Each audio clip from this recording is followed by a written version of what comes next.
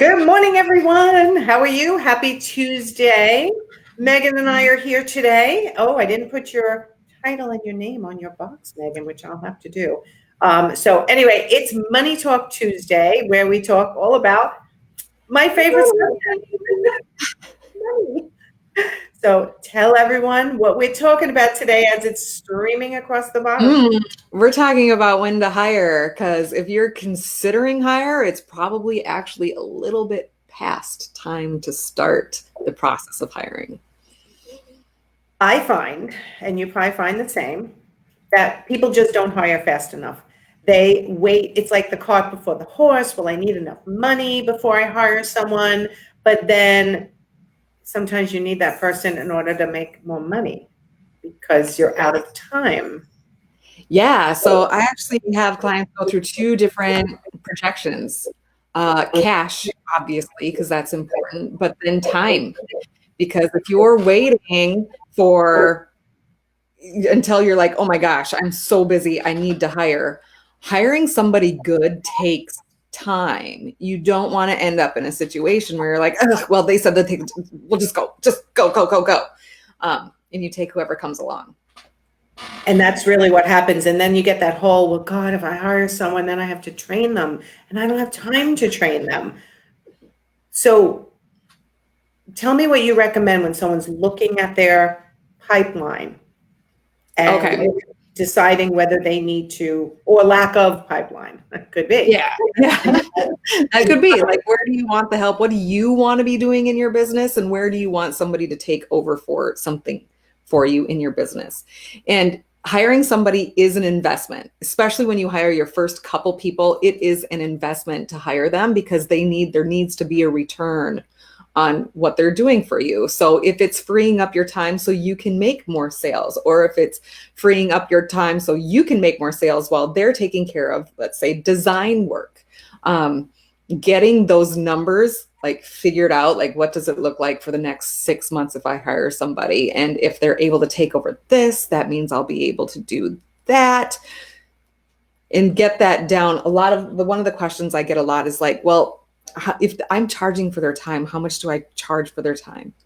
So if you're in a service, I have a big opinion about this. So go ahead. Okay. My opinion is if you are hiring somebody's time, you are paying somebody, let's say $20 an hour, you should be charging at least, at a minimum, 3 times what you're paying them for their time to the outside client. So that's the return on investment that I look for when I hire somebody. Okay. So I'm going to talk specifically for interior designers at the moment. Okay. Interior designers, if they're hiring someone who is actually helping with the process of interior design, where their assistant is going to be billable at times, meaning they are occasionally going to be working on a client file, there should be no difference in the company rate. The company rate is the company rate, hourly. So if the designer is charging $150 an hour for their services, they're not distinguishing whether their assistant is doing it or not to the client. They're just saying, anytime we're working on your stuff, it's $150 an hour. Or if they're calculating that in their design fee and presenting it to a client, they're doing it as if not, oh, well, the assistant would be doing this and I would be doing that, so it's 2 different rates. It's one flat company rate. And this is my logic here. And I know it's different from what a lot of coaches have taught in the past. If I came down with the flu and my assistant had to do more for 2 or 3 weeks, should my billing of my entire company go down because my assistant now did it? What I normally will do myself and talk them through, and vice versa.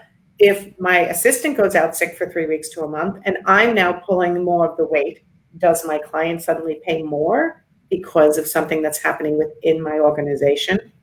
So to me, it's one rate for an assistant that you're hiring if they're going to, like when they're working on the files. Does that make sense? Absolutely. It comes down to, is the client getting the value at the end of the day? Are they getting what they want? And if they agree to that particular price, they're more than happy to pay for the wonderful work that you are doing for them. They're paying for an outcome. They're not paying for your minute by minute. Right. They're not paying for whether you decide to delegate something or not to someone else. They're just paying for the service. So that's the way I feel about when they're hiring an assistant who will then sometimes work on a file. And then if you calculate that an assistant makes $20 an hour and you're charging $150 an hour, you can tell that assistant you need to be working on client files, billable hours for at least 2 hours a week in order for me to be able to pay you. Right? And then all the other time they have to work on your administrative stuff that may not directly relate to billable to the client. That's a great perspective. That's a great perspective. I like that. Yeah, I mean, it's so if you're thinking of hiring as an interior designer, this applies to other service-based businesses also, if it's someone that's going to be working on billable client files. If it's not, and it's just an assistant within your organization, then what you said is perfect. What is it doing to free up the owner's time to do what you do best, which is possibly bringing in the business? Right. Yes. There should be a distinct goal when you're hiring somebody in terms of what they're doing to either improve your revenue, somehow improve your bottom line. When you hire somebody, you want to improve your bottom line. And even if it's to the point where the bottom line that you're looking at is the time that you have in your business, because burnout is a real thing. There are certain points in my business where I was like, if I could just still make the amount that I'm making, but work like half as much, it's totally worth it. Yes. Because definitely. At that point, I'm still making more per hour when you look at it that way. How do you recommend people decide between a virtual versus, I should say, a 1099 contract worker versus an employee? The law will tell you. If it's 1099, are you dictating what they work on? Are you dictating when they work on it? And well, I guess those are the two major criteria: what they work on and when they work on it. If you are dictating those two things, you have an employee, not a 1099. Okay. If you are dictating like an outcome, like, hey, can I hire you to create this funnel for me? I just want a funnel that functions. And like, yeah, sure. Can I get that to you in 2 weeks? Great. That's totally 1099. But when you say, hey, I need you here on Tuesday at 8:00 and I need you to be working on this client file for 3 hours on Tuesday, that's an employee. Okay. So that is the strict definition of the law.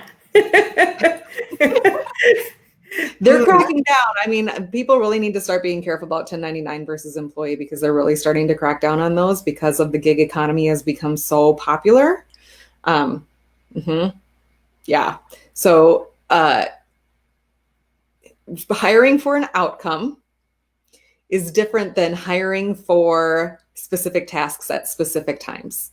That's the two ends of the spectrum. Specific task, I need it done at this time, and this is how you're going to do it. Versus, can you set up my video ask for me? Okay, I'm doing a lot of nodding here because I think it's just such a hard line to figure out. And obviously hiring an employee costs your business more because you're paying employee taxes. It depends. It depends. So for instance, in my e-commerce business, I have employees. Yes, I pay my employment taxes on top of that. But because I have all part-timers and because I offer great benefits, like being like super flexible with them, that they can come in and work as long as the work is getting done. And, you know, these particular types of things are getting done by Tuesday. This thing needs to be done by Wednesday, whatever it is. They come in, I pay pretty minimal actually, whereas my VA probably makes twice as much hourly basis, but he has to pay all of his own taxes and that. So he's more expensive for me. My employees are less expensive. It depends how you have it set up. Interesting. Okay. So when are you ready to hire help? The answer is probably before you think you're actually ready, in order to grow your business to the next level. Yeah, I would start considering it if you're like, well, I've never considered hiring help. If you're to the point where your business is feeling good, like you're on a roll, now is the time to give yourself that really long runway of looking for the right help. You don't want to be hiring desperately. Give yourself the time to find the right fit and the right person, because that could be really detrimental if you find somebody that's just a real downer and just sucks up all your time and energy. And I do this with my clients all the time. Like, where do I look to hire? What exactly should they be doing? And in my membership site, I have job descriptions for different types of jobs that are needed within an interior design firm. And a lot of times people are going right to the Facebook groups or Indeed to post a job posting, and they're getting slammed with 130 applicants. So you want to know a quick hint for that? Or maybe you know this, maybe you know this already.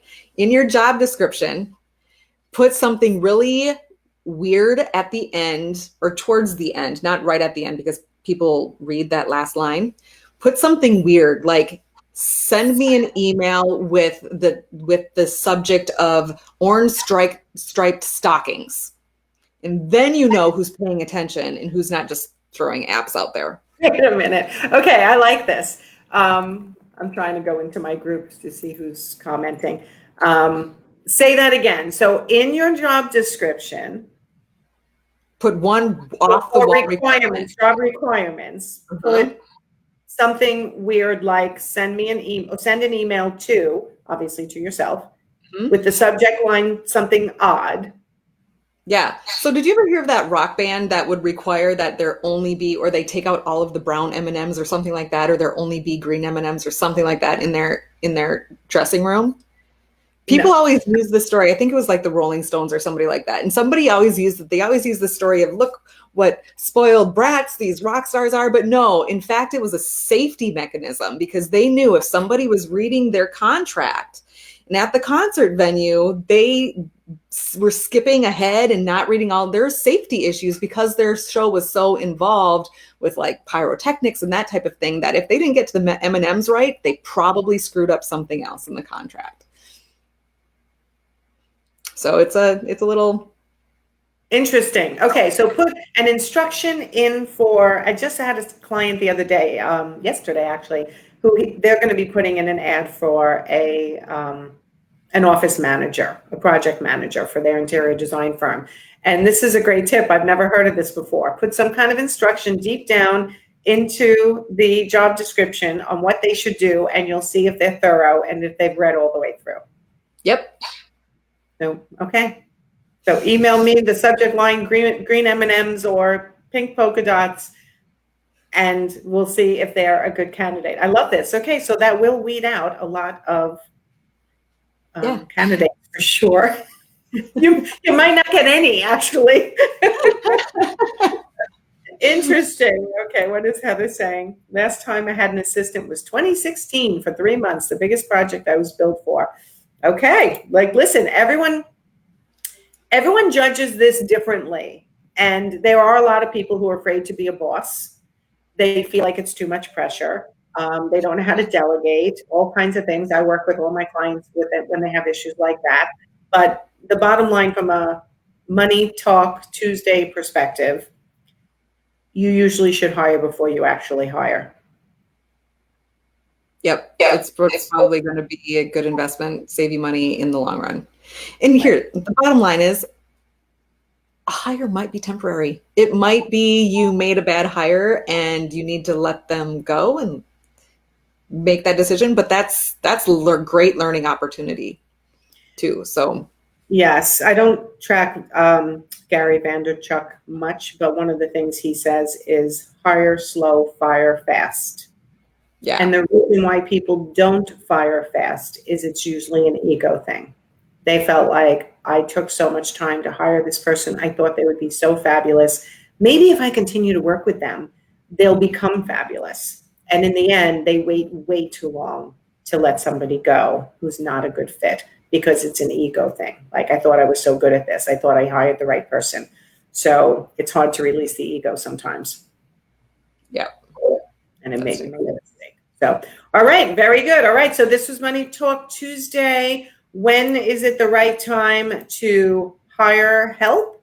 If you're just tuning in now, go back and listen to Megan and I's tips for the day. And the summary is you probably need to hire sooner than you think, but there's a lot to think about and to figure out before you pull the trigger. Hire slow and do it right. And do it at a time where you actually have time to teach. So it's not feeling desperate. Correct? Yeah. Do it right. before you run out of time. Famous last words, right? Don't hire when you're desperate, like all of us do. Try to do it right. So, all right, we will see you next Tuesday for Money Talk Tuesday. If you guys haven't been seeing my emails, we are on a new membership platform. I'm really excited about it. The old membership platform for my coaching business for interior designers was 100 trainings, and it's very confusing, but there's so much information there. We've organized it differently, Megan, and I'm excited. I'll be rolling it out with 2 webinars, so everybody watch for those announcements where I'll be doing some teaching on the profit puzzle and then rolling out my special offer for the new membership site. What do you have going on? Oh man, next week I'm rolling out a cash flow mini course so people can build their own cash flow tool that only takes 3 minutes a month to update. So you can see how much cash you have in 2, 3, 4 months. It's gonna be cool. And where can they find that? It will be at 3minutecashforecast.com. It's not there yet, but that's where it's gonna be. All right, so next week you'll give us the link for that. Mm-hmm. If you're done. Okay. All right. Everything takes time. All right, everyone. Have a great Tuesday, and we'll see you next week. And tomorrow you'll see me and Teresa for Website Wednesday. Okay. I love her. Okay. I know. It's always so good. All right. Bye, everyone. Bye. Thanks, Megan.